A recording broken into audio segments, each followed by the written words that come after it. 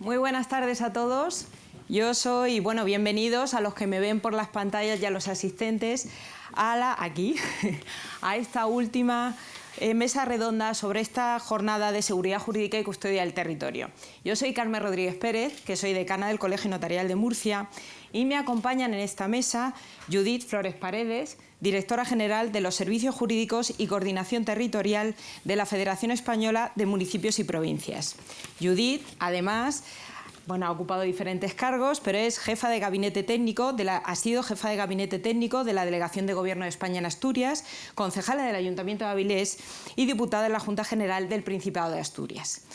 Me acompaña también Luis Antonio Calderón Nájera. Luis Antonio es el presidente de Siembra de Municipios contra la Despoblación y alcalde de Paredes de Nava. También, tiene una larga trayectoria y está muy implicado en cuestiones sobre despoblación, como veremos a continuación.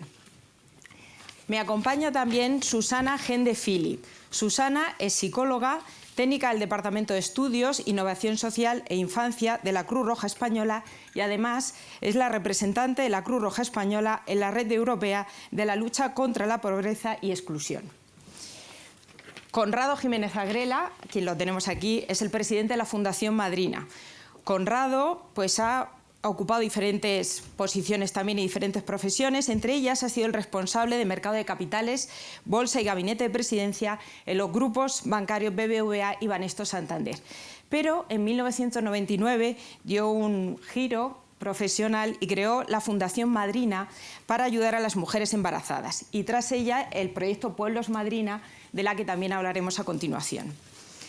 Y, por último, don José María Graíño Ordóñez, que es decano del Colegio Notarial de Galicia, que ha sido notario en pueblos como Friol y que seguro que nos hablará de la perspectiva notarial en el ámbito de la España despoblada. En primer lugar, me gustaría señalar que hasta el 53% del territorio español está ocupado solo por un 5% de la población.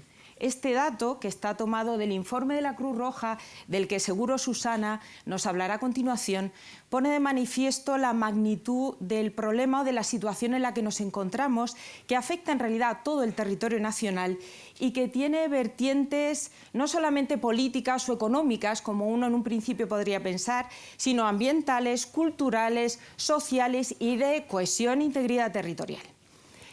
En esta mesa tenemos representantes de diferentes instituciones, del tercer sector, ámbito municipal, fundaciones, en el ámbito notarial, que estoy segura que nos van a dar una buena visión sobre cómo se encuentra la situación en la actualidad y cuáles son las diferentes soluciones prácticas que se han ido adoptando. Para ello me gustaría empezar hablando con Judith.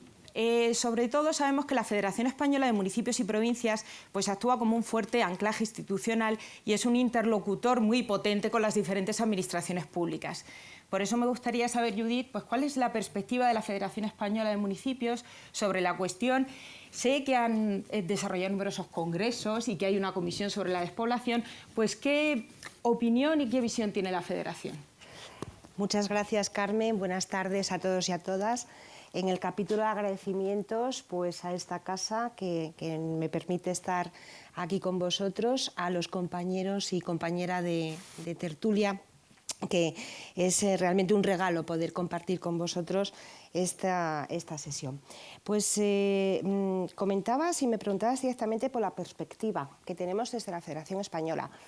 Sinceramente, mucho mejor que la que teníamos hace un tiempo, porque has también hecho referencia a la institucionalización. Es decir, el reto demográfico en nuestro país se aborda desde muchas perspectivas, desde muchas experiencias. Aquí tenemos ejemplos prácticos que desde las distintas organizaciones trabajan por este discurso, por este relato.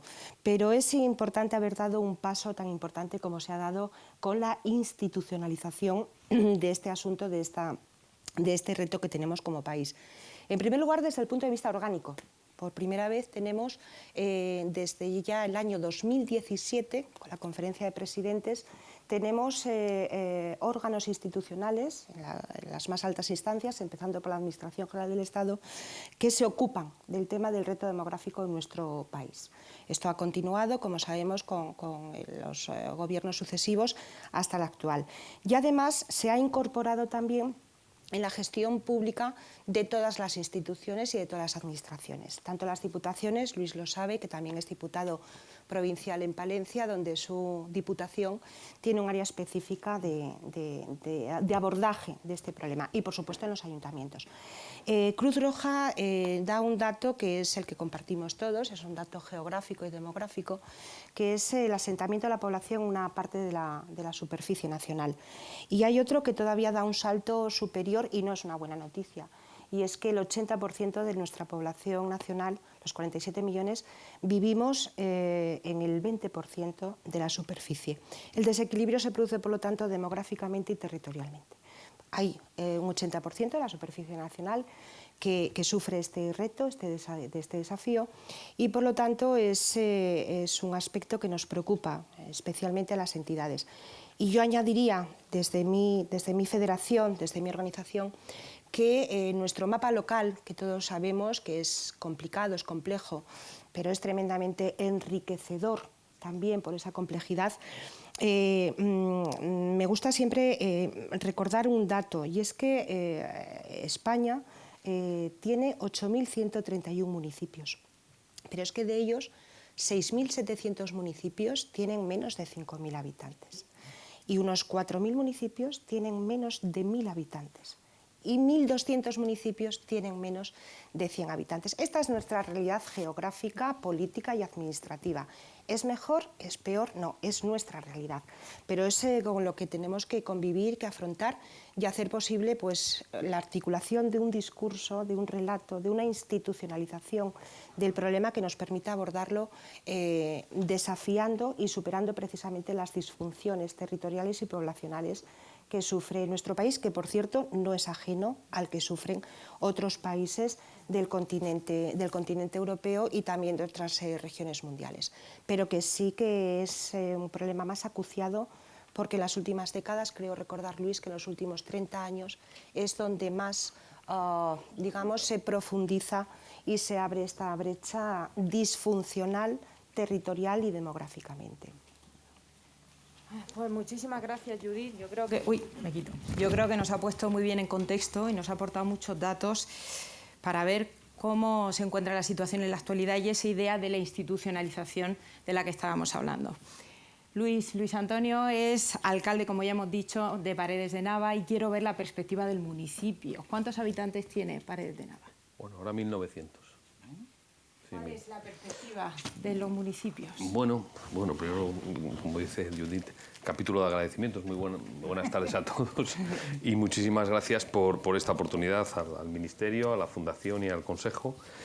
Y porque es una oportunidad y porque además estoy muy contento de estar aquí en este lugar que no conocía, porque bueno, soy amigo de notario, de Federico Cabello de Alba, que yo creo que nos esté escuchando, porque ha debido tener esta mañana intervención, porque tengo también un primo carnal que es notario en Nájera, en Logroño, y porque mi bisabuelo era notario, y eso, bueno, pues ha condicionado muchas cosas que les voy a explicar, ¿no?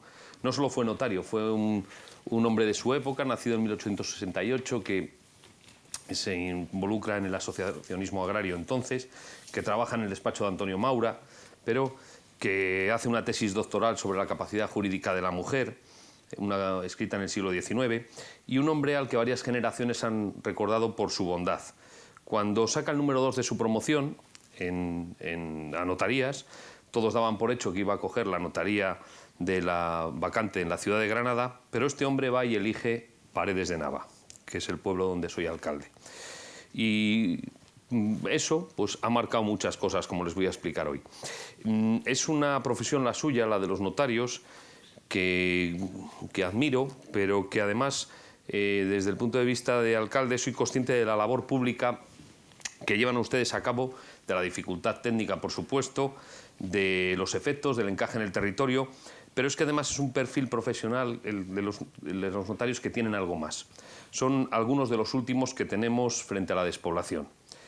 Un notario rural es precisamente uno de esos últimos recursos, En la España despoblada, los pocos universitarios que conviven a diario en poblaciones de menos de 2.000 habitantes, pues acostumbraban a ser el médico, el farmacéutico y el notario, ¿no? y el cura también. Las únicas referencias eran casi las únicas referencias para la gente más vulnerable, ¿no? Eran la referencia para el agricultor y el ganadero.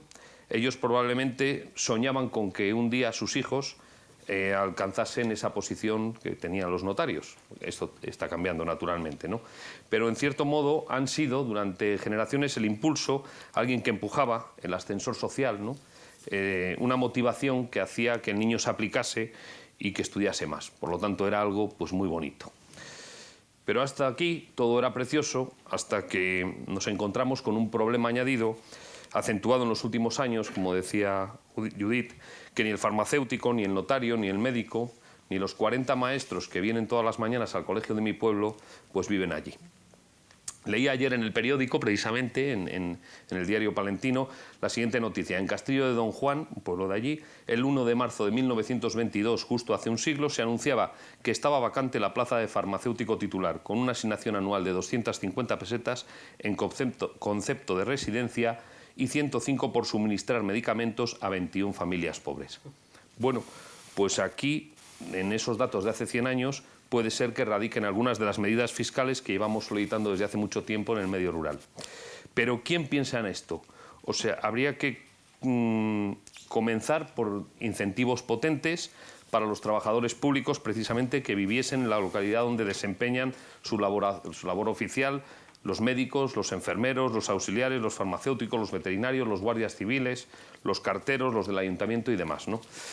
Si lográsemos esa fijación demográfica, cambiaríamos hábitos de la vida rural, introduciríamos nuevas variables a la custodia del territorio y en la visión de la sociedad rural.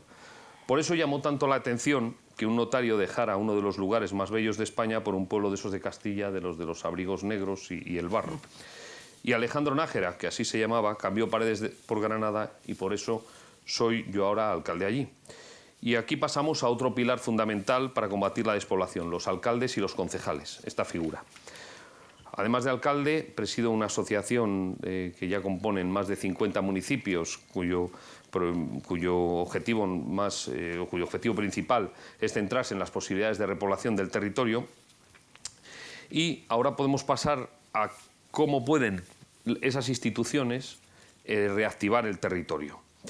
Hay un libro que a raíz de la pandemia se ha vuelto a poner muy de moda, que algunos de ustedes lo habrán visto, lo conocerán, que es El Estado Emprendedor de Mariana Mazzucato, italiana, donde viene a decir que nada es blanco ni negro, o sea, que nada es el capitalismo ni no el capitalismo o el socialismo, sino que hay otras formas de definir el escenario y de intervenir de determinadas maneras, ¿no?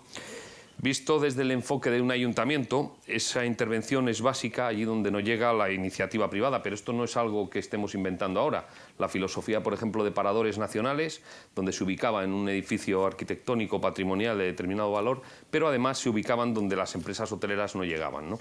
Y así nació pues, una red que es casi una seña de identidad en el turismo nacional. En una entrevista a esta escritora, en El País, le preguntaban: ¿pero cómo se garantiza que con esa intervención pública o mixta, ¿no? Esa intervención, el dinero público esté bien gastado? Y ella contesta que será necesario tener a los mejores y será muy difícil atraer a los mejores con dinero a los gobiernos. Hay que transformarlo en un honor. No se puede garantizar que cada gasto sea un éxito, la innovación siempre es un proceso incierto, pero de hecho la mayoría de las veces los innovadores fracasan. Sin embargo, durante el proceso se aprende. Dentro del gobierno se han de crear organismos capaces de aprender y con políticas empresariales flexibles y adaptadas a la exploración, algo inconcebible hoy en día, ¿no? Y con indicadores correctos para valorar cada inversión. Para hacer esto se necesita gente inteligente. Bueno, pues desde la experiencia como alcalde, lo más parecido a lo que dice esta economista, lo siento, pero es la actividad de un alcalde. No solo por la inteligencia, que bueno, eso ya habría que valorarlo, pero un alcalde o un concejal es de lo mejorcito que puedes encontrar en el pueblo y de lo mejorcito que puedes encontrar en la política nacional. Son quienes de verdad están en el cargo y lo están en un elevado porcentaje por vocación, porque consideran precisamente un honor, como dice la escritora, y porque buscan un horizonte para su municipio. No concibo mayor honor que ser el alcalde del pueblo donde soy edil, en Paredes, pero igual que mi ancestro no concebía mayor honor que ser notario en su pueblo y por eso no eligió a la bonita Granada. Creo que la actual situación de nuestro territorio, como ha descrito Carmen, se debe de gestionar a través de los ayuntamientos. O sea, es una situación crítica en la que los ayuntamientos tienen que tomar un papel principal. De esas figuras de agentes de desarrollo local, que son los alcaldes, hay que aprovecharse, impulsar la figura del Estado emprendedor, pero en este caso de los ayuntamientos impulsores de actividad ahí donde no la va a generar nadie más, porque la intervención activa y emprendedora de la administración autonómica o estatal la considero muy difícil. Luego, por otro lado, la atomización del derecho, la creación de leyes y releyes autonómicas para acotar todo, pues ha llegado al ámbito municipal también como una losa, ¿no? Y, sin embargo, los problemas rurales ahora mismo exigen una normativa adaptada al terreno, al pueblo, y esto ahora no existe. Esto es algo sobre lo que se ha hablado mucho, está trabajando mucho el Hueco de Soria, como bien sabe Judith, que está también en los grupos de trabajo de esa ruralización de la ley, ¿no? Pero también hay que cuidar mucho esos mecanismos de control que decía Mazzucato en la entrevista. Lo de la colaboración público-privada, que tanto hablamos, bueno, pues es muy arriesgado en el actual sistema, ¿no? Pero es una forma potentísima de generar emprendimiento y actividad allí donde no va a llegar de otra forma, en el medio rural. Podría hablarles de experiencias, o si luego tenemos tiempo, de experiencias reales que hemos llevado a cabo en mi municipio, donde se ha partiendo de que el emprendimiento lo genera el ayuntamiento, pues luego se han puesto en marcha, ¿no? Pero, por ejemplo, con el tema de la legislación, pues, y ustedes tienen que conocer muy bien todo el tema de los bienes comunales, tenemos una legislación más cercana al siglo XIX que a las energías renovables, ¿no? Entonces, esa compatibilidad con la costumbre ancestral que debe de definir los bienes comunales, pues resulta muy difícil de compatibilizar. Hace pocos meses, y habrán oído hablar del informe que presentó el Consejo Económico y Social sobre un mundo rural vivo y sostenible, lo presentó en Palencia, precisamente, en una de las primeras presentaciones. Decía el presidente decía que siempre después de una crisis como la del COVID, las naciones a lo largo de la historia abren un periodo reflexivo que conduce a la introducción de cambios. Estamos en un momento de esos y creo que una de las reflexiones es que se ha de conducir hacia cuál es el papel o qué nuevo papel deben desarrollar las instituciones como reactivadoras en el territorio. Porque eso es algo que ha estado paralizado tras años en un sistema que ha conducido a una evidente desigualdad o territorio desigual. Ya no hablemos del problema de Ucrania, que estábamos hablando antes de empezar hoy, ¿no? Ucrania y el problema que se puede generar en los mercados, un país que tiene un potencial de dar de alimento a 600 millones de habitantes, bueno, pues problemas nuevos como se pueden generar, como se generó en su momento en España el problema del COVID, la inexistencia de mascarillas, porque habíamos desmantelado todo el sector textil, ¿no? Solo un ejemplo, les voy a poner un ejemplo muy rápido que conozco de sectores estratégicos en mi localidad, ¿no? Por ejemplo, en España tenemos 16 millones de ovejas. Esas ovejas da cada oveja 2 kilos de lana. Bueno, pues actualmente los pastores están teniendo problemas para encontrar esquiladores, pero no solo ese es el problema, es que para lavar esos 32 millones de kilos al año que se generan de lana, solo existen 3 lavaderos en toda España. Uno en Castilla-La Mancha, otro en Villalón de Campos y el otro en Paredes de Nava. El último de Béjar cerró hace un año, el último que había en Béjar. El no considerar, por ejemplo, esos lavaderos como sector estratégico y que nadie piense en eso, va a generar una inercia que lo que va a conducir es a la desaparición de un determinado sector, no sé si ahora con la guerra de Ucrania o dentro de 20, pero si nos pilla una guerra de esas características sin una ganadería fuerte, pues seguramente sea peor que no tengamos la mascarilla para el COVID. Esas valoraciones es a las que me refiero, con esas reflexiones que son necesarias ligadas al mundo rural sobre determinados sectores estratégicos. Hoy habrán oído ustedes también todo el tema, lo que se ha generado o que se está generando en Alemania con el tema de determinadas fuentes de energía, ¿no? Pero, bueno, ¿Cómo nos pueden afectar estos problemas? Pues fíjense, antes de ayer precisamente estaba en el lavadero de lanas de Paredes con los gestores que lo llevan y me decía el gerente, dice, suena el cañón, sube el vellón.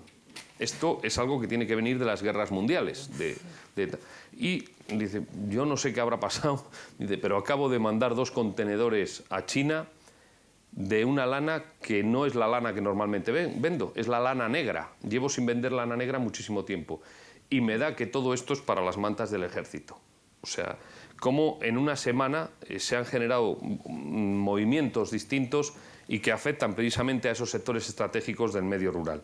Estamos en un momento de cambio, en los pueblos está llegando gente, es cierto, ya sea por población vinculada que alarga sus periodos o bien nuevos pobladores, y las energías renovables, el teletrabajo, la mirada esa que hay a la casa del pueblo, a la casa familiar, con todas las connotaciones que tiene, la falta de determinados oficios y profesionales, el sector agroalimentario, plantean panorámicas inéditas que han destapado opciones impensables, como es, por ejemplo, la demanda de vivienda en alquiler en los pueblos, ¿no? ¿Cómo es posible que haya demanda cuando hay más viviendas que población? Bueno, pero es que, por ejemplo, ese tipo de problemas que se generan ahora desde hace 1 año, 2 años de pandemia, también exigen intervenciones de las administraciones rápidas, que es un poco, volvemos a la italiana, ¿no? A la escritura italiana. Y si llevamos demasiado tiempo, y ustedes lo conocerán, sin una política de vivienda, pero una vivienda enfocada a la rehabilitación de la vivienda rural para alquiler, pues generaría muchísimo movimiento en la rehabilitación, en construcción, pero también con toda la población asociada. Como decía la señora esta italiana, Mazzucato, se necesita inteligencia, conocimiento e innovación. Ahora mismo en un pueblo de Palencia los albañiles nos dan 2 o 3 años para hacernos una obra. Existe demanda real en el medio rural de fontaneros, de electricistas, de camareros, de soldadores, y nadie está pensando en esto, en cómo cubrirla. Puede ser que nos pase como con los médicos, si hablemos de que hace falta médicos, pero no se tome absolutamente ninguna decisión en todo el país, ni se haya tomado en 20 años ante esta demanda y tengamos el problema que tenemos ahora de médicos en el medio rural. Resumen de todo un poco lo que les he contado. Las herramientas para combatir la despoblación, algunas que se me ocurrían para hoy, pues el cambio de mentalidad, recuperar aquello que hizo que un notario eligiera Paredes de Nava en lugar de Granada, un cambio en el panorama legal. La Constitución no recoge el problema de los territorios despoblados, de quién es la competencia de la repoblación, no viene definido en ningún capítulo. El dibujo legal de la perspectiva rural y acometer el asunto de la fiscalidad diferenciada. Tercero, la posibilidad real de acometimiento de la colaboración público-privada, inteligencia, innovación y emprendimiento, y atención a sectores estratégicos. Y cuarto, honor en el desarrollo de la labor pública, es decir, la importancia de los alcaldes. Así que... Muchísimas gracias, Luis. Bueno, yo creo que se han quedado un montón de ideas sobre la mesa. Yo, para el diálogo, sobre todo el tema de la vivienda, que a mí me parece súper paradójico, y ya se han quedado ideas como el tema de los sectores estratégicos, las medidas fiscales, incentivos a los trabajadores públicos. Y yo he de decirte, Luis, que es verdad que no hay mayor honor que ser notaria de tu pueblo. Yo soy notaria de mi pueblo, de Cieza, y es verdad que es un honor. Muchísimas gracias, Luis. Ahora le voy a preguntar a Susana. Sabemos pues, que la Cruz Roja Española es conocido su trabajo en ayuda a los colectivos vulnerables, y particularmente en el contexto de la España despoblada. El boletín número 21 de la Cruz Roja tiene un informe interesantísimo que analiza el impacto del contexto en la población vulnerable atendida por la Cruz Roja en ámbitos rurales en la España despoblada. Me gustaría preguntarle por qué hace la Cruz Roja, Susana, por qué hace la Cruz Roja Española este informe y qué conclusiones ha podido sacar. Bueno, lo primero que quería decir, para empezar de una forma diferente, es que la comida estaba estupenda. Realmente buenísima. Agradecer a la organización que permita a Cruz Roja intercambiar experiencias y sobre todo aprender en un contexto tan rico. Nunca pensé que iba a encontrar tantas ideas en 3 horas, porque no pude llegar a la 1:00 de la mañana, y tantos posibles aliados como el tema de los notarios, que tengo aquí a mi paisano gallego Graíño, con el que hemos estado hablando antes, y lo han dicho todo. las dos personas, es un honor estar en esta mesa, pero las dos personas que me han precedido han explicado, yo diría que la mayoría de las puntas de este conglomerado tan complejo que es la vulnerabilidad social en la España rural o en la España despoblada, que no está solo en la España rural. Voy a intentar acortar y luego, si quedan puntas, las dejamos para el coloquio. A ver, yo creo que todo el mundo sabe que la despoblación es una de las realidades más severas que afronta la sociedad española en un contexto de regresión demográfica. Todos los factores, a lo largo de décadas, todos los factores que van asociados a esa despoblación, como puede ser el envejecimiento poblacional, como puede ser la caída de la natalidad, sobre todo por la migración de las cortes jóvenes y de las mujeres, que este es un tema que hay que tocar porque la España despoblada es un entorno masculinizado y envejecido, y eso trae muchas complicaciones para los hombres, para las mujeres, para el desarrollo. Y la baja densidad demográfica son temas que se han ido entrelazando, intensificando, con lo cual nos hemos convertido en el país del sur de Europa con más superficie despoblada. Esa parte que decías tú, el dato que tomaste de nuestra investigación, del 53% del territorio tiene una densidad de 12,5 habitantes por kilómetro cuadrado, es un desastre. Nosotros, ¿por qué lo hemos hecho? Nosotros tenemos toda una serie de investigaciones relacionadas con la vulnerabilidad social que no son, digamos, la investigación de Cáritas a través de la Fundación FOESA de la población general, no. Nuestro universo es la gente que Cruz Roja atiende, pero Cruz Roja puede atender a 1,5 millones de personas en un año. Y son personas que son vulnerables. ¿Qué queremos decir por vulnerables? La mayoría en riesgo de pobreza y exclusión según los indicadores europeos, pero también hay personas muy vulnerables porque están solas. Una persona mayor enferma de Alzheimer, aunque tenga mucho dinero, es una persona vulnerable. Es decir, son condiciones que fragilizan al extremo de que no te permiten llevar una vida digna. Bien, la parte de la investigación que se relaciona con la España despoblada, y esto a mí me interesa mucho destacarlo, viene de abajo arriba. Cruz Roja es una organización que tiene como cerca de 2.600 puntos de atención y 255.000 voluntarios. Y ese voluntariado, esa red humana, nos permite un contacto directo con las personas y con sus problemáticas, más de piel del que pueda realizarse desde muchas administraciones, por ejemplo, en una ciudad grande. Los recursos humanos de Cruz Roja son los que hacen llegar a la oficina central la preocupación por la situación en la que viven la gente que está en la España despoblada. Los sectores de población son prácticamente los mismos que atendemos en las zonas urbanas.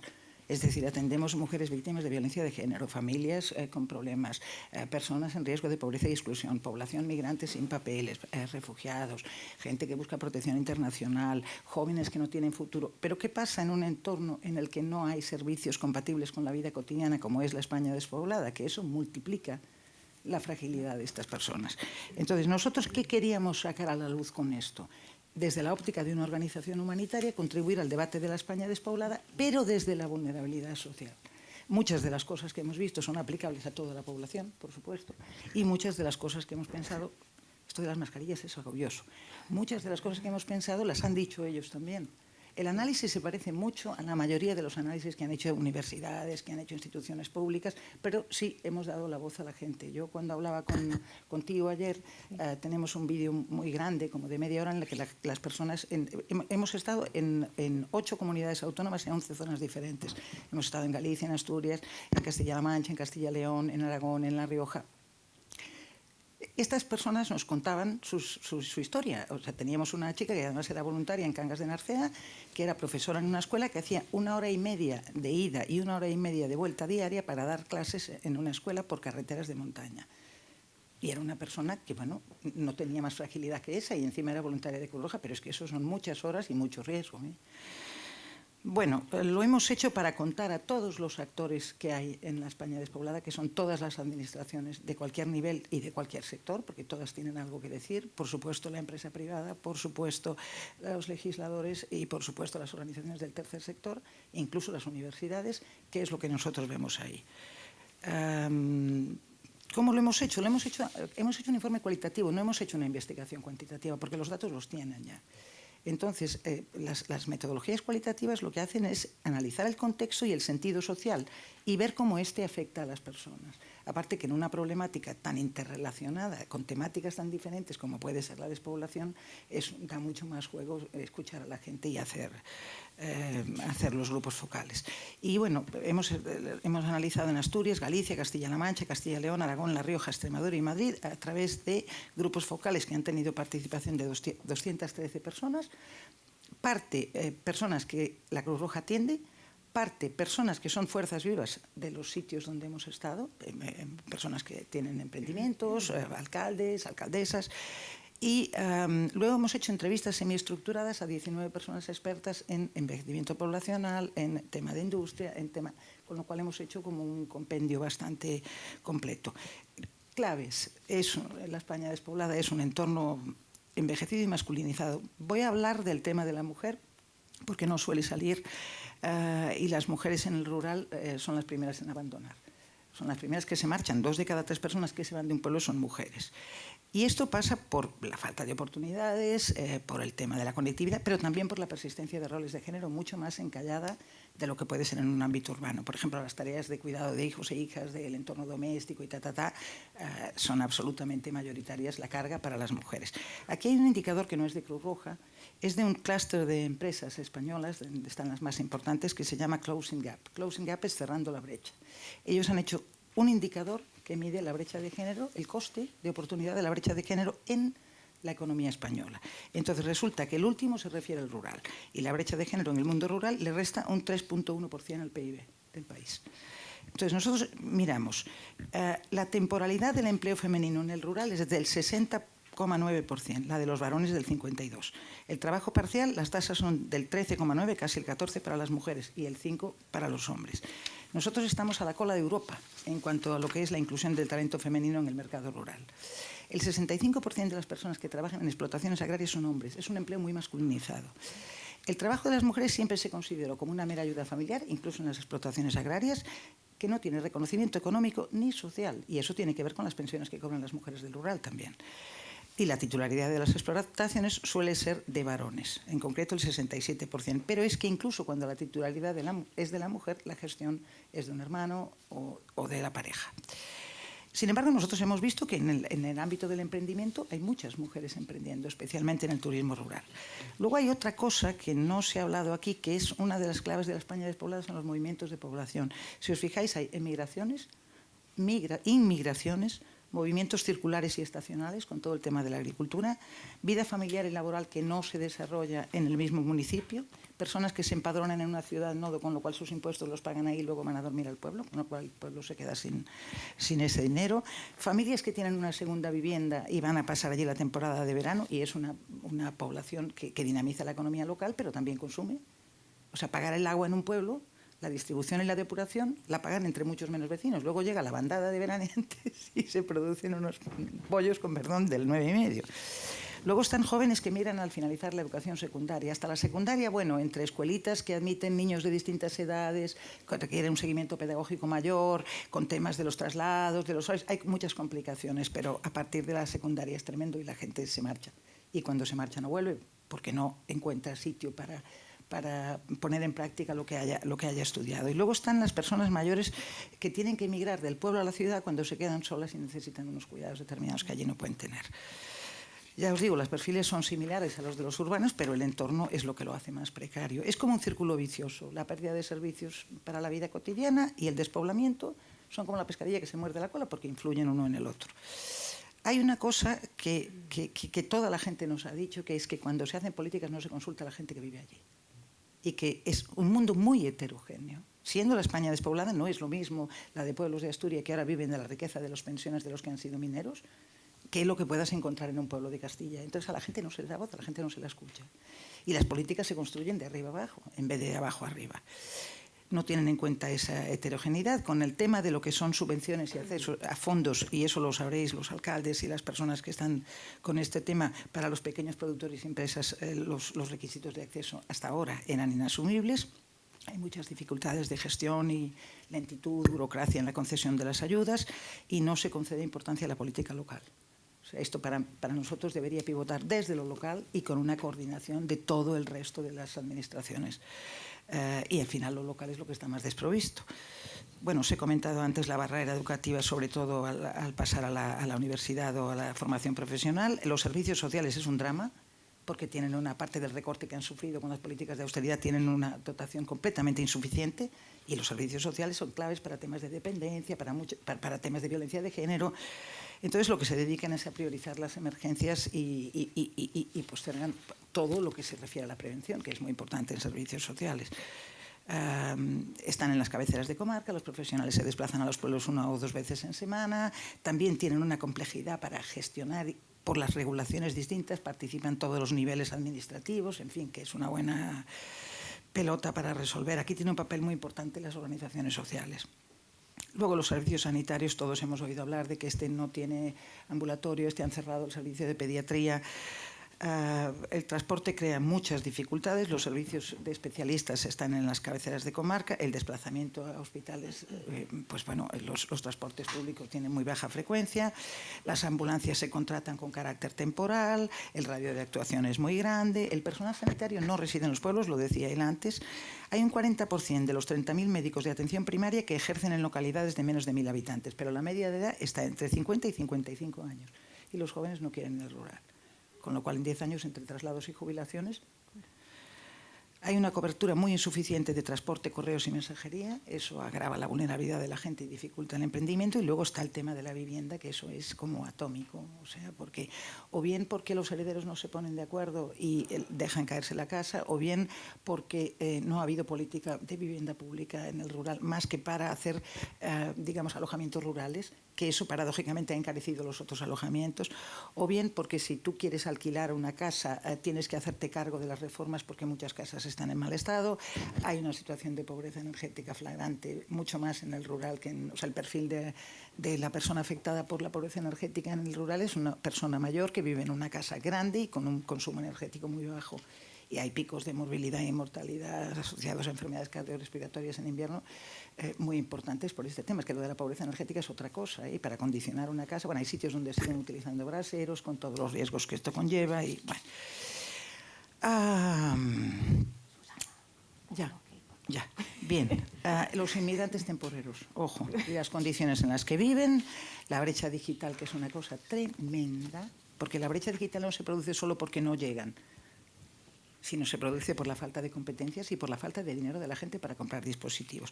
Y luego está la exclusión financiera, que es enorme también. Entonces, esto es el panorama. Si tenéis interés en saber cómo afecta a cada uno de los sectores de población, yo me puedo seguir enrollando y perdón por alargarme. Muchas gracias, Susana.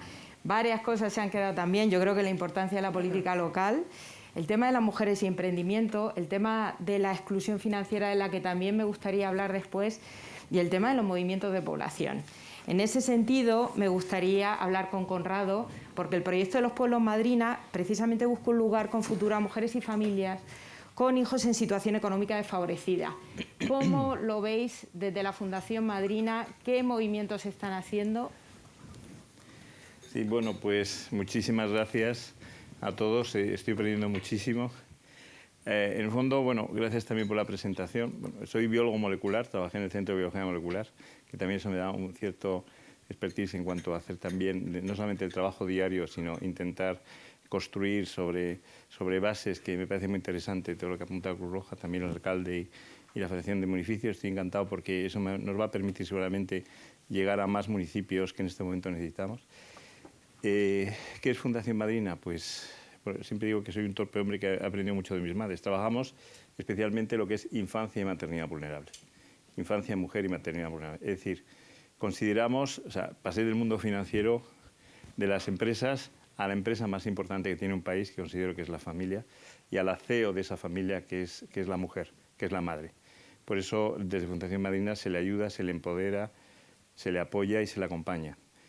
En ese sentido, nosotros siempre cuando miramos a los niños, siempre vemos detrás una madre. Es decir, por eso luchamos contra la pobreza infantil apoyando a sus madres en dificultad. En este sentido, nace hace 20 años, 21 años concretamente, de una locura de amor.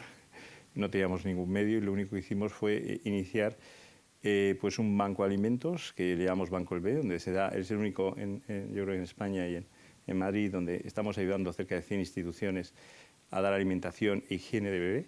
Es decir, que porque durante la pandemia se ha visto, ha habido muchas crisis, pero no como en la pandemia. En la pandemia prácticamente la Fundación Madrina inicialmente estaba Fundación Madrina porque hubo muchos problemas técnicos y de voluntarios y demás, pero con 2.000 voluntarios nos pidieron ayuda para alimentar a todo Madrid y lo pudimos hacer, gracias a Dios, abriendo los servicios sociales y con una logística que nos ayudaron tanto Correos como otras empresas como de Senker y demás.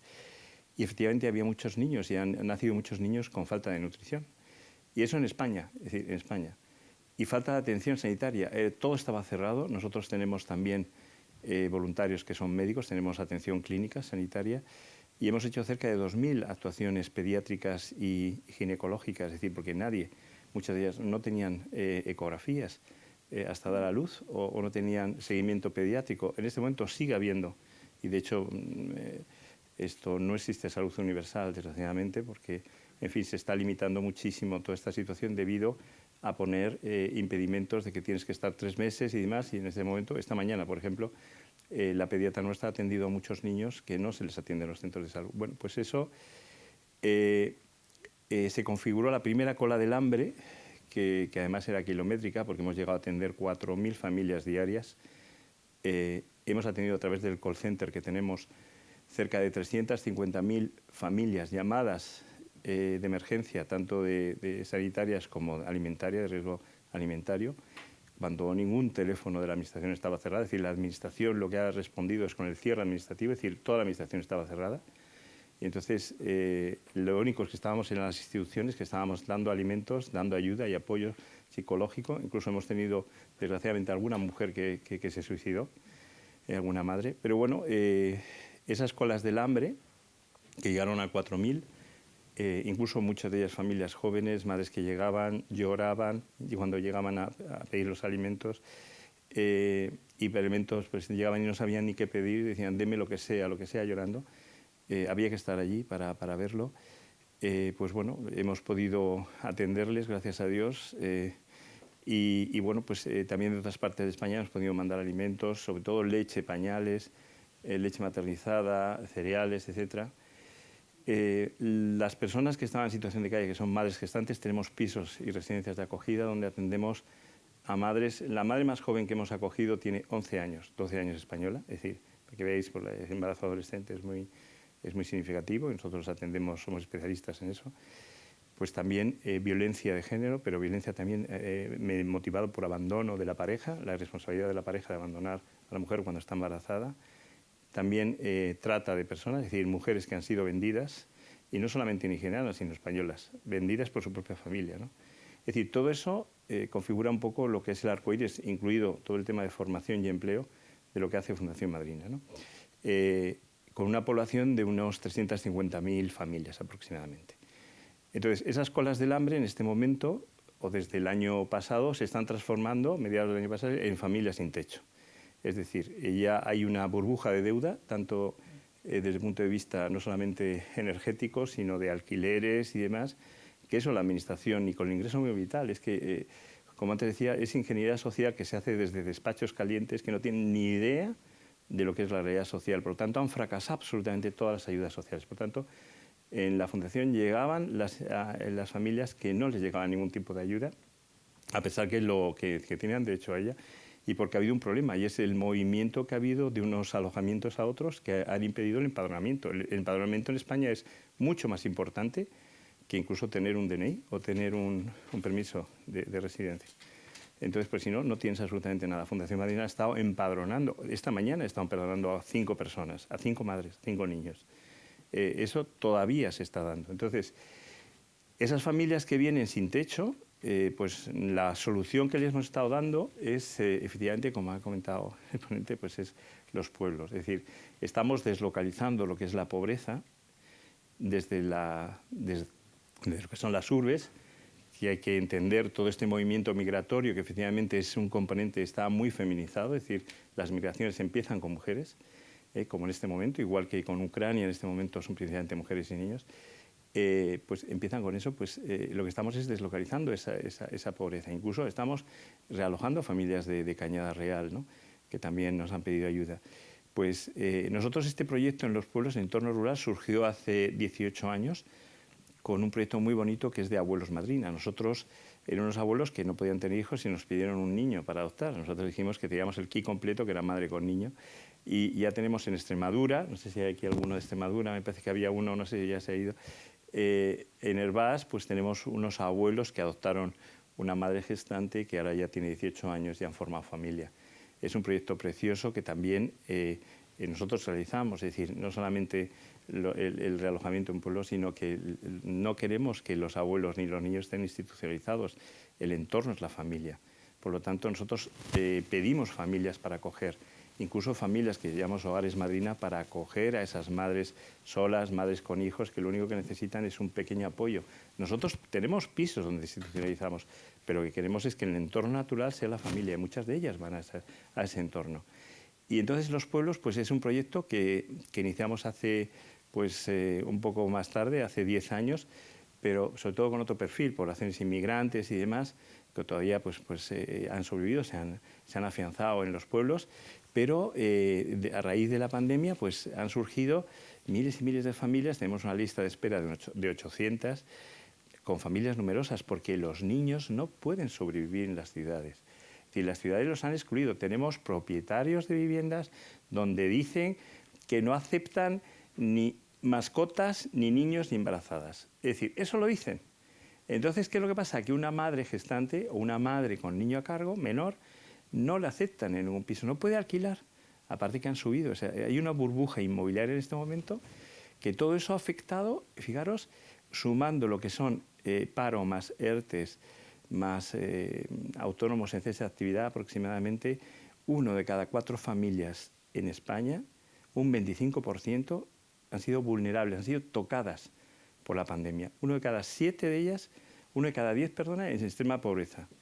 Pero eso, y ya utilizo un poco la experiencia que tengo como economista de mercado de capitales y como temas de bolsa, esa burbuja siempre, cuando hay una desconexión y te das cuenta que hay una desconexión no solamente política entre los políticos y la realidad social, que solamente la tocan cuando hay campañas electorales y empiezan a valorar y demás, sino hay una desconexión entre el mundo financiero, acostumbrado pues, a hablar con sociedades de valores y demás, y lo que es la realidad social. Cuando eso ocurre, nuevamente hay un crack. Y yo vaticino, y espero equivocarme, que ese crack va a venir, y eso va a generar que 3 de cada 4 familias estén en situación vulnerable. Y eso puede venir y se puede acelerar con la crisis bélica de Ucrania. Entonces, a mí me parece que es fundamental, igual que hubo una revolución industrial, que hubo un desplazamiento de población hacia las ciudades, entre ya lo hemos vivido en Santa María del Berrocal, que bueno, pues incluso cuando entraron los chinos con el tema de telares y demás, se quedaron con 400 habitantes de una población de 2.000, 3.000 habitantes, entre otras muchas. Pues yo vaticino que puede haber y tenemos que aprovechar una revolución rural. ¿Y esa revolución rural de qué va a venir? Pues de la mano de instituciones, y si la administración, que tiene que apoyar esa revolución, pues puede conseguir que haya asentamientos y fijación de población. Y como estamos viendo, pues nosotros hemos realojado en todo este periodo pues cerca de 300 familias y cerca de 1.000 niños, y seguimos haciéndolo con mucha dificultad. Nuevamente en todo lo que es Ávila, todos los pueblos de Ávila, nuevamente el perfil objetivo, aunque hemos tocado muchos municipios, nuevamente alcaldes inteligentes, porque los pueblos lo hacen los alcaldes, independientemente de que sean un partido o otro. Es como todo, como los equipos de fútbol, como las empresas, los pueblos son los alcaldes. Entonces, valoro mucho la intervención tuya en Navas, porque me encantará ir para allá, pero hemos visto alcaldes maravillosos, el de Garciotún, por todo el PSOE, pero el de Santa María del Berrocal, que es del PP, otros, o sea, maravillosos que han hecho por el pueblo para repoblar, que nos han llamado y hemos repoblado, y hemos conseguido no cerrar escuelas, porque ya el indicador ya donde empieza a morirse el pueblo es cuando cierran la escuela. Entonces, hemos llevado a 3 familias, una madre con 8 hijos, otra de 3 hijos y otra de 2. Y con eso han creado, en lugar de cerrar la escuela, han creado dos aulas, con lo cual tienen la esperanza de no cierre. Y otros muchos pueblos exactamente igual. El problema que hay es variopinto. Cuando llegas, pues claro, nosotros el éxito de la fijación que tenemos, y de hecho cantidad de alcaldes nos han pedido que ayudemos, es porque han hecho ellos como han podido ese realojamiento y se han dado cuenta que no han podido gestionar bien porque pierden el trabajo, porque son familias complicadas, con tal, pues ese realojamiento. Entonces, nos han pedido ayuda. Nosotros periódicamente cada semana vamos a cada pueblo y vamos a hablar con cada familia, con tal, les llevamos alimentos, les llevamos electrodomésticos, les llevamos tal, le compramos un coche, tal, porque hemos hablado con las administraciones, todos han dicho fenomenal, una palmadita en la espalda, pero luego no han puesto ni un euro. Nos prometieron dar ayudas de emergencia, incluso para el tema del carnet de conducir, que es fundamental, para incluso el carburante de la calefacción, y nada. hay unos temas que son muy importantes. Uno de ellos es la movilidad. Por ejemplo, en lo que es Ávila, el propio Ministerio ha cerrado un autobús que iba de todos los pueblos a la capital, incluso para llevar a los ancianos y a las embarazadas al hospital. Lo han cerrado. Digo, ¿pero cómo puede ser eso? ¿Sabes? Entonces, y así en toda España. Entonces, esa falta de visión, hablan mucho de repoblación, pero no hacen nada. El transporte es fundamental y es permitir esa movilidad de las familias. El segundo es el tema de la energía. La energía tiene que ser autosostenible, tiene que ser eficiente, tiene que ser autóctona, porque de nada vale, ha subido muchísimo el carburante. Entonces no pueden, están muertos de frío, les llevamos gas y demás, pero la biomasa y el tema de la madera, todo eso es fundamental. Es decir, hay que facilitar y hay que apoyar. El otro tema es las viviendas. La vivienda, normalmente cuando nos encontramos alcaldes tan maravillosos como el que aquí tenemos, pues que tienen viviendas, esos alcaldes, pues es todo facilísimo, porque además son alquileres sociales con 150 euros, no sé cuándo, pero realmente es lo que pedimos. Nosotros apoyamos a lo mejor con el pago de los 3 primeros meses hasta que ellos encuentren un trabajo, a veces ya encontramos el trabajo y luego le buscamos la vivienda. A mí me parece que es fundamental el generar vivienda social en los pueblos, generar vivienda social, construir más vivienda. Y por cada vivienda que encontramos hay 10 o 15 que están cerradas, pero porque los dueños no quieren, tienen miedo a alquilarlo, a que se les ocupe y demás. Por lo tanto, con la ayuda vuestra, que me parece que es fundamental, no solamente labor de prescripción, que nos digáis, oye, en tal pueblo, en tal otro, hay posibilidad de que podéis traer familias maravillosas que puedan venir a construir con niños. Que en algún pueblo nos dicen, oye, vosotros sois los que traéis los niños de aquí, pues que sepáis que es como si nos hubiera tocado la lotería, los abuelitos. Pues es fundamental porque esos alquileres sociales, y con esto termino, esos alquileres sociales deberían estar garantizados por la propia administración. Es decir, darles una seguridad a los dueños que su inmueble esté garantizado frente a ruina, que esté garantizado frente a impagos y demás, porque si no, no va a haber repoblación real. Entre otros muchos temas, por ejemplo, el tema de la salud. Conrado, es increíble. Tenemos ya que seguir. Y la universidad, que habéis dicho, termino, la universidad. O sea, ¿por qué no se reprueba? ¿Por qué no hay fijación? Porque como Estados Unidos, fijaros, Estados Unidos primero ponen la universidad y tal, y luego el pueblo alrededor. Faltan universidades rurales. Los niños no se pueden ir cuando terminan las secundarias a la ciudad. No puede ser. Hay que construir universidades además afianzadas en la realidad. Si es un tema agrario, agrario y demás. En fin, entre otros muchos temas y propuestas que tenemos y experiencias que hemos adquirido que estoy dispuesto a compartir, pero sobre todo felicitaros porque nos encantaría contar con la colaboración, con la ayuda de los notarios para que podamos tener la seguridad jurídica de los notarios que en este momento no existe. Para todos estos modelos que tenemos, porque normalmente los contratos que hacemos es triangular con la fundación, porque eso da una garantía de que nosotros podemos entrar en las casas. Y no hay ocupación, sino hay un seguimiento. Lo primero que hacemos es hablar con el profesor, con tal, para saber si los niños van a la escuela, si están bien alimentados, etc. Es una experiencia preciosa. Todas las familias que hemos realojado están felices. Tardan en asentarse entre 3 meses y 1 año. Por eso hay que hacer ese seguimiento. Y a mí me parece fundamental. Es la solución a la pobreza, a estos movimientos. Y me parece que los notarios es la pieza clave, la pieza del engranaje que falta. Junto con otras instituciones. Muchísimas gracias. Perdonad, Gracias, Conrado. Siempre digo que cada niño que nace lleva un mensaje, es que Dios todavía no ha perdido la esperanza del hombre. Hay una familia que en este momento me dice, oye, tenemos problemas, no sabemos si seguir adelante con el embarazo y tal, pero si me consigues un pueblo, allí tenemos 10 niños. O sea que estamos esperando. José María. Perdón, No, de nada. Bueno, realmente ha sido un placer escucharos a vosotros y a los que nos han intervenido esta mañana. Y bueno, uno la verdad que aprende un montón y yo diría que son unas jornadas para mí inolvidables. Veo que hay una convergencia en cuanto al cumplimiento y satisfacción de las necesidades de las personas entre lo público y lo privado. Tenemos que procurar entre todos conseguir ese engarce tan necesario para que la sociedad sea mejor. La existencia y vinculación de 2.800 notarías en todos los pueblos y la conexión con las personas y con sus poblaciones constituye una estructura que garantiza y asegura lo que es la certeza y la seguridad jurídica tanto en las relaciones de carácter personal como patrimonial de las personas. Cuando una persona decide trasladarse a una zona poco despoblada, se informa de aquellos servicios esenciales que existen en esa población. Informa de que hay un ayuntamiento, de que va a poder tener un colegio o instituto donde pueda escolarizar a sus hijos, centro de salud, oportunidades profesionales y laborales. Y se informa también que hay una notaría, en la cual va a contar con una persona y un asesoramiento de una persona imparcial y profesional como es el notario, que le va a servir de guía y de asesoramiento en toda la problemática, tanto de derecho privado como a veces también ayudándole, sobre todo en los pueblos donde las personas, muchas veces por las poblaciones pequeñas, no tienen otros intermediarios, no tienen abogados, asisten a los notarios y nosotros estamos encantados de proporcionarles ese apoyo, yo diría casi institucional, trasvasando un poco el apoyo institucional de la ley de discapacidad, de poder ayudarles. En una notaría se van a poder casar, se van a poder separar o divorciar cuando no vaya bien el amor, van a poder celebrar un contrato de compraventa, un préstamo hipotecario. Se les va a informar y la importancia, y yo recalcaría que tiene la intervención ex ante de que surja un conflicto, un problema. Pedir esa intervención del notario, esa información precontractual, para que las personas sepan qué derechos y qué obligaciones contraen en el momento del otorgamiento de la escritura pública.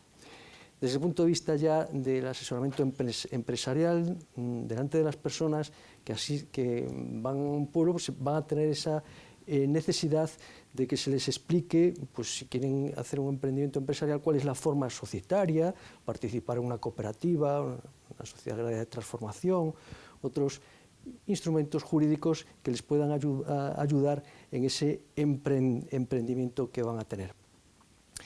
Dado el carácter plurilegislativo que tenemos en nuestro país, es muy importante ese asesoramiento personal, teniendo en cuenta también las diferentes legislaciones, tanto civiles como teniendo en cuenta también la legislación fiscal. A la hora de ese asesoramiento es muy importante llevar a cabo un estudio global, complejo, no solo de los actos civiles, sino también de las repercusiones, y también en este sentido puede ayudar también el conocimiento por parte de las personas de aquellas bonificaciones, reducciones fiscales que tienen a la hora de poder adquirir una vivienda en una zona poco poblada. De hecho, las políticas de las comunidades autónomas están potenciando ese establecimiento en zonas poco pobladas con bonificaciones de hasta el 100% en las cuotas en impuesto de transmisiones patrimoniales y otros impuestos. Creemos que es muy importante resaltarlo y que cada vez tiene que ir a más.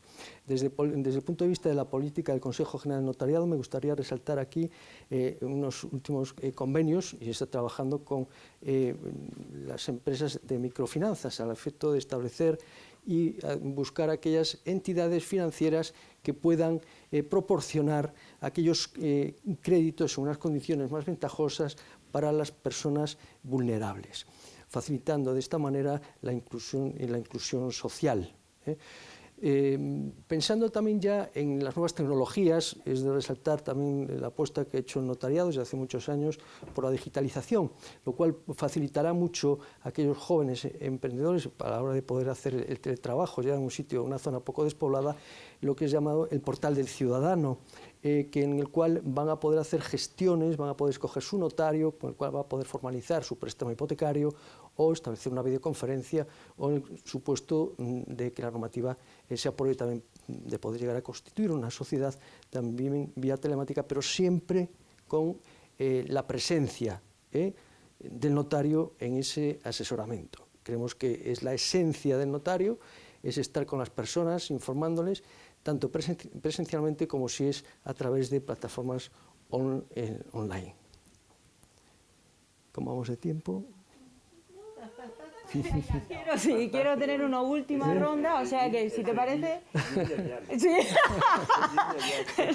Gracias, José María. No. Si quieres un par de minuticos para terminar o... Sí, bueno, yo quisiera resaltar en cuanto dentro de la jerarquía y prioridades de las necesidades de las personas, después de lo que he oído aquí, que son unas necesidades básicas y esenciales. Creo que el acompañamiento de los notarios, las notarias, en zonas poco pobladas es muy importante para las personas para que empiecen esa vida con esa estabilidad y seguridad, que es una prioridad muy Fundamental. importante en las jerarquías de las necesidades. Muchísimas gracias. Gracias, José María. Gracias a vosotros. Bueno, vamos a empezar con el coloquio. Judith, ¿quería comentarnos algo? Sí, yo quería comentaros algo y sobre todo compartir con vosotros, con los compañeros aquí del estrado y por supuesto con vosotros, para empezar a distinguir a lo mejor o para empezar a separar algunos parámetros, ¿no?, de los que estamos hablando. Vamos a ver. Es verdad que como país tenemos un desafío, que es el reto demográfico, eso afecta, pues como os hemos dicho, al equilibrio demográfico, a la sostenibilidad de nuestro sistema de pensiones, por qué no decirlo, incluso productivo. Pero hay algunas cosas a las que yo me acerco con cierta preocupación. La España que sufre retos demográficos o que sufre la despoblación, los retos demográficos son varios. Está la despoblación, está la superpoblación, está el envejecimiento, la dispersión, la masculinización. Pero ahora mismo, de todos ellos, el más emergente o el que está en la UBI, digamos, es el de la despoblación. En los territorios se nos vacían de personas, no se fija población de las que están asentadas o no podemos garantizar esa fijación a una perspectiva de 10-15 años y a la vez no retornan o no somos capaces de atraer a las personas a estas zonas. Pero eso no significa que estas personas, aunque tengan dificultades, sean más vulnerables. No es verdad. Nunca como hasta ahora hemos tenido arquitectura institucional, jurídica, pública y de recursos como la que tenemos en todas las zonas del país. Y lo decía Susana, en Cangas de Narcea, lo conozco muy bien, yo soy asturiana. Cangas de Narcea es una zona de Asturias, es el suroccidente asturiano, ha sufrido históricamente una despoblación por alejamiento de la capitalidad, que es Oviedo, ¿vale? Y porque además está en una zona, digamos, fronteriza con Galicia, como bien sabes, José María, ha sido siempre valles y zonas históricamente despobladas. Lo que ocurre es que Cangas de Narcea sufre un impacto tremendo y es que las minas de las cuales vivía se cierran. Sin embargo, el gobierno asturiano, hace ya 20, 25, 30 años, en previsión y ya con este debate encima de la mesa, consigue de forma pionera y primera en España una cuestión que alteró todos los parámetros educativos, y es que altera la ratio de los niños por aula. Y fue el primer gobierno autonómico que mantiene las aulas rurales con 3 niños. Es cierto que algunos de esos niños tienen 1 hora de camino para poder acceder al centro. También es cierto que la accesibilidad que se les da es con taxi a demanda. Porque el gobierno asturiano, y eso se entendió muy bien en todos los parámetros, comprendió que cada niño que se mantenía en un aula conseguía el taxista, conseguía el pediatra, conseguía el farmacéutico y conseguía que la familia, al menos la cercana, lo que es la familia tradicional asturiana, que somos de abuelos en casa todavía y de abuelas en casa todavía, la casería, el caserío, se mantuviera como núcleo poblacional, demográfico e incluso productivo. Hombre, es cierto, tenemos la orografía que tenemos. Es cierto, yo estoy a 5 horas de mi casa, porque yo soy asturiana aunque trabajo en Madrid.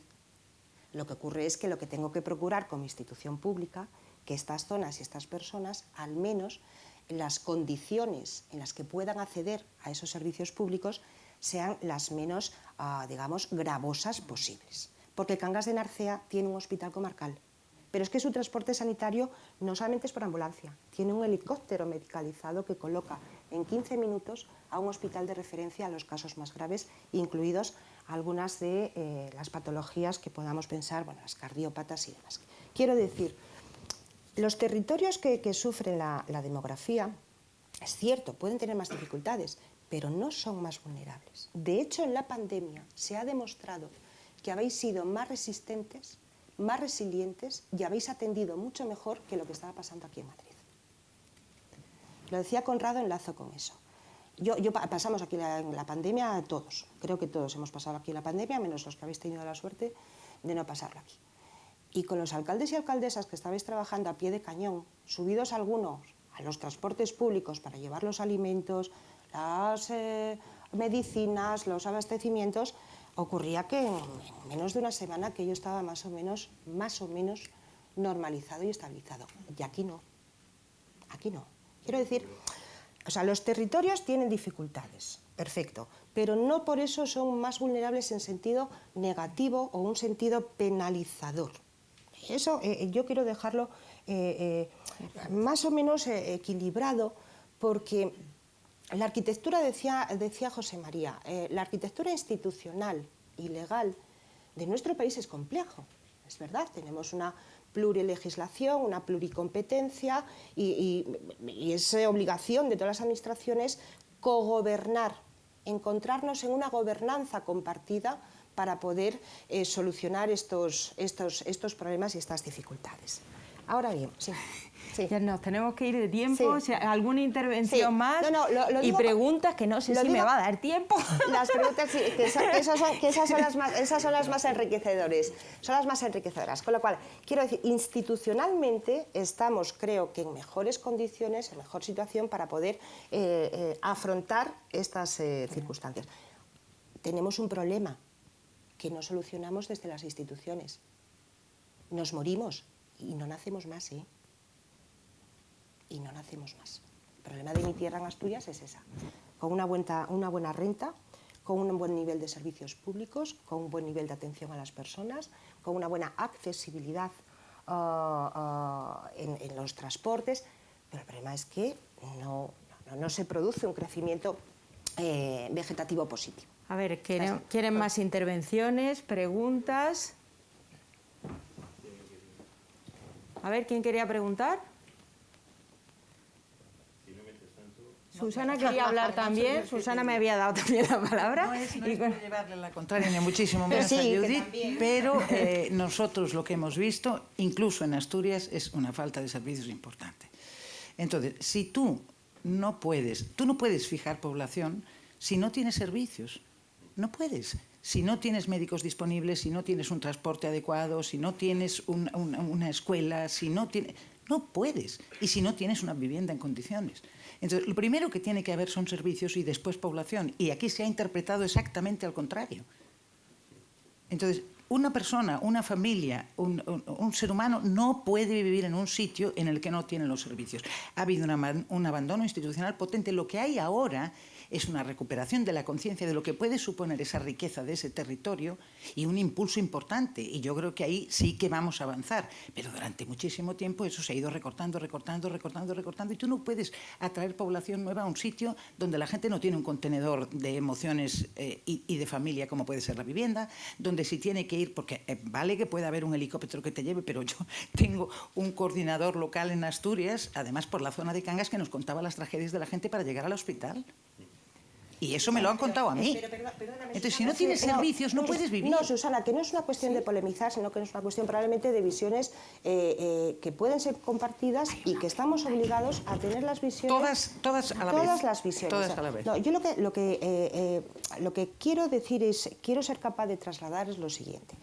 Puede haber situaciones, puede haber bolsas territoriales o determinadas situaciones o determinados espacios donde efectivamente sea más difícil la accesibilidad de servicios a las personas a los servicios. Claro, y también hablamos de un hecho insular, que también lo tenemos, y también tenemos zonas de alta montaña, y también tenemos zonas mesetarias. Claro que las tenemos. Yo lo que quiero decir es que esto no es el parámetro general. El parámetro general no es que los territorios estén abandonados, no lo es. Y yo quiero, cada vez que lo digo, sé que bueno, pues que encuentro dificultades para que se me entienda. Pero es que conociendo cuál ha sido el desarrollo de nuestras administraciones públicas, el desarrollo de nuestra sociedad, el desarrollo de nuestras instituciones, y Luis ahí, que comparte un poco conmigo muchas cosas en muchos sitios, dice, pues ¿qué nos pasa? Tenemos mejores infraestructuras, tenemos mejores servicios, ¿y qué nos pasa que no llegan las personas a nuestra población? Hombre, porque, claro, es que yo ya tengo algunos años, con lo cual ya la memoria histórica pues aparece de vez en cuando, y pues ver territorios pues hace décadas donde efectivamente pues parecía que no tenía nada que ver con el lugar de donde procedíamos o el lugar a donde queríamos ir de destino. Pues estoy hablando de Zamora, estoy hablando de Extremadura, estoy hablando de la propia Andalucía, estoy hablando de Castilla y León, por supuesto, de Galicia, Galicia, José María, donde esa configuración territorial de la microaldea, de las aldeas, de las parroquias, pues son muy tal.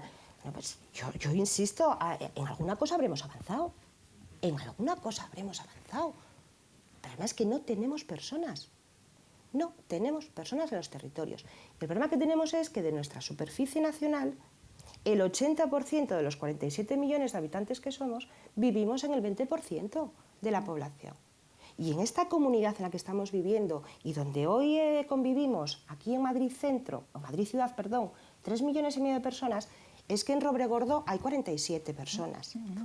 Y están a 3/4 de hora, con una vía de alta ocupación, perdón, de alta velocidad, que es la autovía, la autopista Burgos, la 1.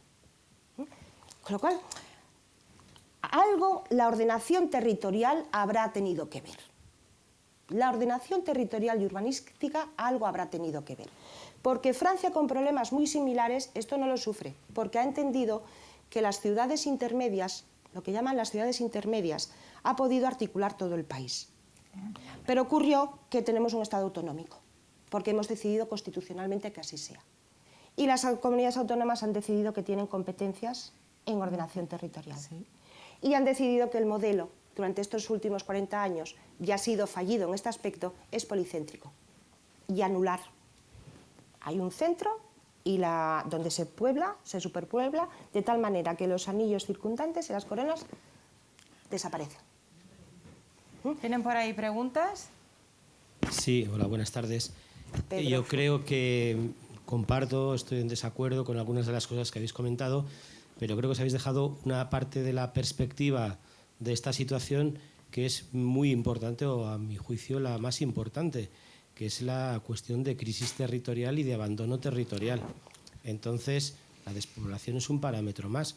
Cangas del Narcea no es un lugar exitoso en la medida de que tenga mejores o peores servicios o tenga una cuota de población X hoy, tiene un problema de abandono territorial, tiene un problema que eso repercute en pérdida de biodiversidad, en riesgos de incendios, en costes sociales. O sea, esos costes los pagamos toda la sociedad.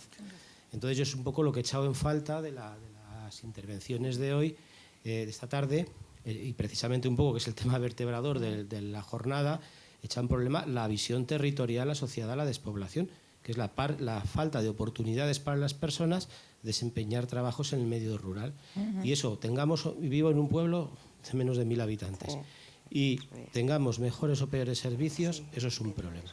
Eso es un problema de abandono y de una serie de riesgos ambientales costosísimos. Querían contestar varios, ¿no? Conrado, ¿querías contestar? Sí, bueno, la experiencia que tenemos, efectivamente, tiene toda la razón, es que es otra cosa distinta. Seguramente es que la perspectiva nuestra es diferente, porque efectivamente yo creo que hay municipios y municipios. Hay municipios, yo creo que el límite a lo mejor son 1.000 habitantes, a partir de ahí a lo mejor empiezan a tener servicios, pero a partir de ahí hacia abajo, nosotros trabajamos con municipios de 500 habitantes, es desastroso. Ver a niños en pleno invierno con la nieve al lado del ayuntamiento, que es el único sitio donde hay wifi, haciendo los deberes en el móvil, o viendo que realmente no tienen ningún tipo de medio de transporte para ir al hospital, que el hospital está a 60 kilómetros como mínimo. Es decir, no se puede hablar de una verdadera repoblación si no tienes efectivamente una serie de servicios. Es decir, tiene que haber más inversión en hospitales, en sanidad, en hospitales rurales, en sanidad. Sobre todo desplazamos población muy joven, población donde se necesitan servicios de pediatría y de ginecología, y desgraciadamente, o sea, las familias están muy desamparadas. Y además es que en los propios pueblos se están sacando eso, es decir, están incluso eliminando de los centros de salud de poblaciones cercanas, están eliminando esa figura. No, funciona muy bien en general el tema de la educación hasta la secundaria, porque siempre ponen vehículos, ponen taxis y demás. Eso es lo único que funciona bien, la educación, pero solamente hasta la secundaria. Todo lo demás es un desastre.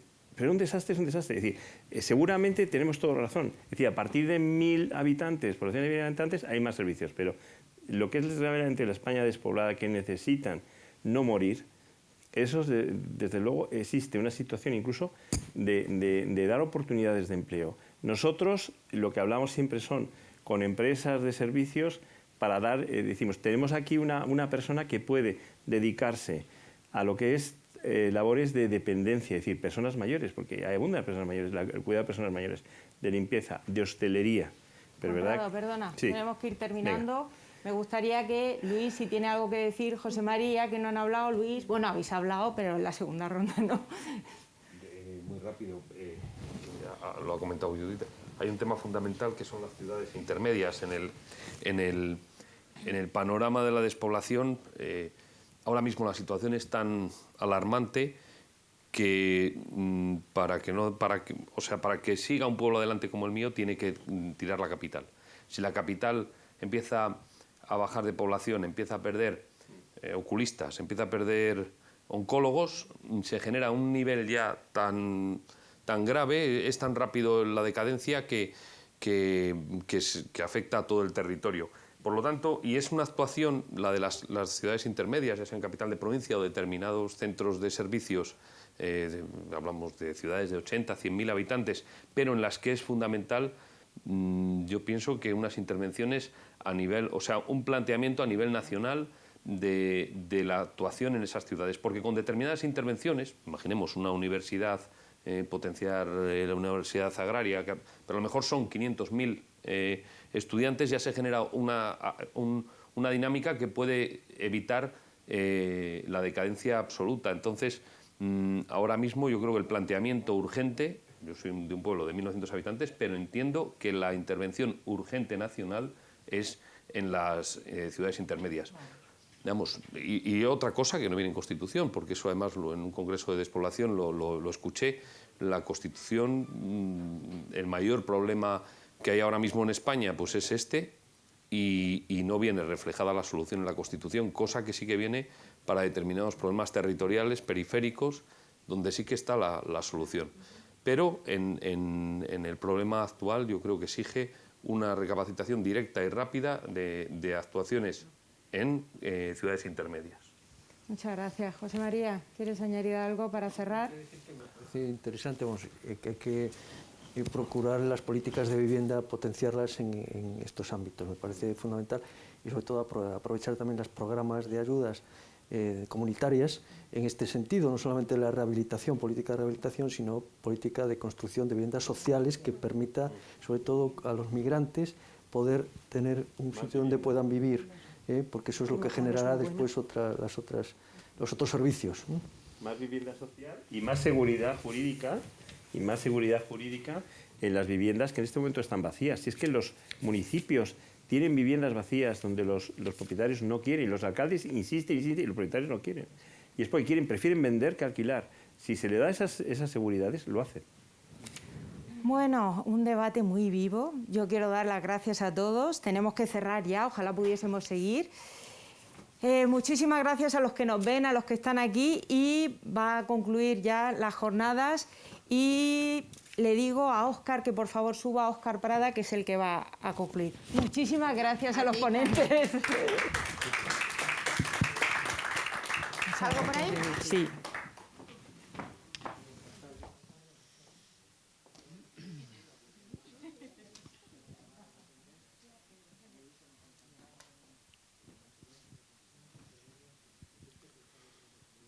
Bueno, muchísimas gracias.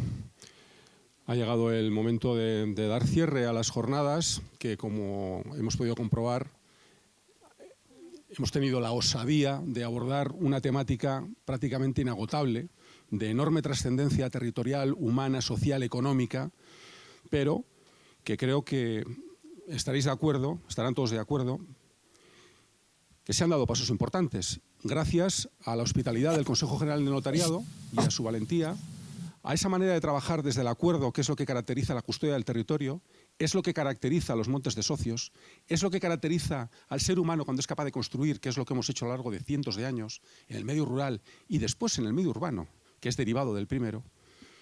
Lo vienen llamando sentido común. Creo que nos hemos encontrado aquí representantes de agentes, representantes de sectores muy diferentes, pero que tenemos esa visión compartida de mirar el paisaje en paralelo y ver que conjuntamente desde esa dinámica del acuerdo se puede avanzar. Se ha hecho antes. qué duda cabe que también hay que hacer un diagnóstico certero. Hay mucho trabajo previo y hay muchas experiencias también favorables. Se ha hablado de servicios imprescindibles, pero no hemos hablado poco esta mañana, Pedro, mencionabas ahora que echabas en falta, hemos hablado poco de los servicios ecosistémicos, esos servicios que son imprescindibles para el medio urbano y que se generan en el medio rural. En definitiva, yo invito a todos los participantes a continuar en esta dinámica, en este primer encuentro que hemos tenido aquí, en esta casa del Consejo General del Notariado, que con tanta hospitalidad nos ha acogido. Desde la Fundación Biodiversidad, desde luego, vamos a seguir haciéndolo, vamos a seguir apostando. De hecho, está en nuestra idiosincrasia trabajar para la conservación de la biodiversidad para el ser humano, para el desarrollo, no como un escaparate en espacios naturales protegidos donde el ser humano prácticamente a veces parece sobrar, ni mucho menos. Y aquí lo hemos comprobado, la custodia del territorio es una de las herramientas por la que apostamos, es una herramienta complementaria, pero cualquiera de ellas, cualquiera de las herramientas que utilicemos, sin seguridad jurídica, se la lleva el viento. Y eso es lo que, entre otras cosas tan valiosas, nos estáis aportando desde el mundo del notariado, desde el Consejo General. No me queda más que agradecer en nombre de la Fundación Biodiversidad y de todo el movimiento de custodia del territorio y dar paso a nuestro querido amigo Federico Cabello de Alba, impulsor de... Buenas tardes a todos de nuevo. Voy a ser breve porque tampoco quiero cansaros y bueno, es verdad que nuestro deseo principal de todos los que de una manera u otra hemos estado implicados en la organización de esta jornada, el que esto sea el comienzo y no el fin de una dinámica entre sectores que comparten esa misma visión del mundo rural y del mundo que nos rodea, a fin de cuentas, ¿no? No se trata de proteger unos pajaritos, no se trata de proteger un insecto que sea raro, se trata de proteger unos modos de vida que van a permitir dignificar y hacer atractivo el mundo rural para todas las personas. Hacerlo más agradable, en definitiva, con todo lo que eso conlleva. No por casualidad hemos denominado este encuentro primera jornada, porque nuestra intención es que esto se prorrogue en el tiempo y sea el principio, ya digo, de esa colaboración entre colectivos que muchas veces se han estado dando la espalda, pero cuya contribución entiendo que es urgente y necesaria en esta materia. Y simplemente acabar pues agradeciendo no solamente desde el punto de vista las instituciones que han participado en el encuentro, tanto el Consejo General de Notariado, la Fundación del Notariado como la Fundación Biodiversidad, sino también a todos los que habéis estado trabajando entre bambalinas, a Óscar de Prada, a Francis Ochoa, que creo que han conseguido que esto sea un encuentro exitoso. Nada más, creo que de momento, aunque quedan muchas cosas en el tintero, aunque queda como para realizar numerosos estudios, numerosas jornadas, profundizaremos seguro en el mensaje que hoy tenemos que trasladar, pues podemos, creo, dar con satisfacción por cerrada esta jornada. Muchas gracias a todos.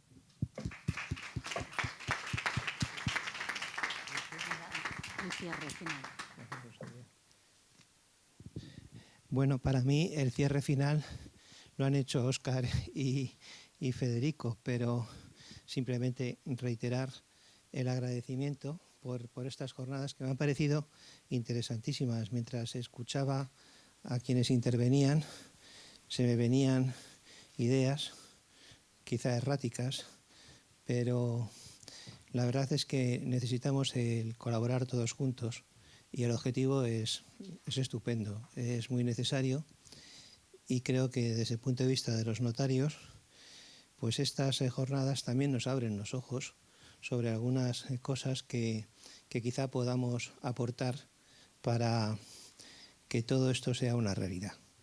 Y no quiero alargar más, simplemente expresar el compromiso de la institución que represento para que estas jornadas no solamente sean las primeras, sino que sigan sucediéndose, pero sobre todo que de lo que aquí se ha dicho no llueva en balde, sino que encontremos alguna forma de que las semillas fructifiquen Y en este sentido nosotros nos comprometemos a trabajar y a estudiar a través de lo que nosotros podemos hacer, que es considerar las cuestiones de orden jurídico, también aportar lo que podamos desde un punto de vista tecnológico, como decía José María, para que efectivamente, a base de seguridad jurídica, el mundo rural recupere, en la medida que es de justicia, una vida